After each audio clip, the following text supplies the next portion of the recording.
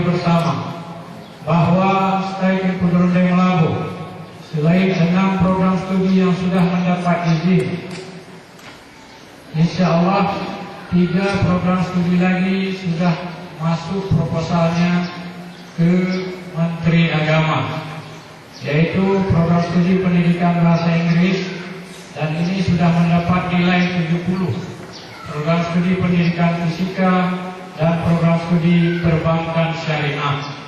Insyaallah dalam waktu dekat Desember ini kami juga akan membawa program studi baru, yaitu program studi hukum tata negara, yaitu siasat di dalam Islam, yang pada hari ini juga kita sudah memiliki ada 8 dosen hukum tata negara dan siasat Islam. Salah satunya yaitu Bapak Fuad Hadi SHMH, yang beliau hari ini hadir, alumni dari Universitas Indonesia Jakarta. Kemudian juga pada kesempatan ini layak kiranya kami laporkan bahwa Stadion Kudurundeng Melabu juga telah menerima mahasiswa baru program studi pendidikan bahasa Arab. Dan pada tahun pertama ini kita memiliki mahasiswa 43 orang. Jadi 43 kami kira itu sudah angka yang cukup besar.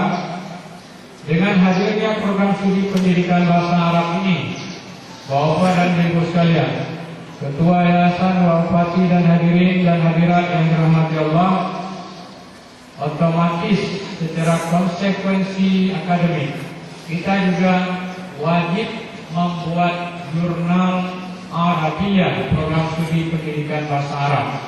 Dan insya Allah jurnal ini Desember akan kita luncurkan.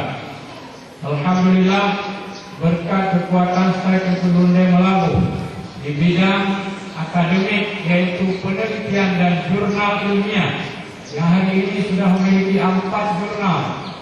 Dan pada hari Senin besok kita juga mendapat penghormatan, diundang ke Bandung dalam rangka mempresentasikan jurnal yang telah kita terbitkan, yaitu jurnal At-Tashrih Kudurundeng Melabu.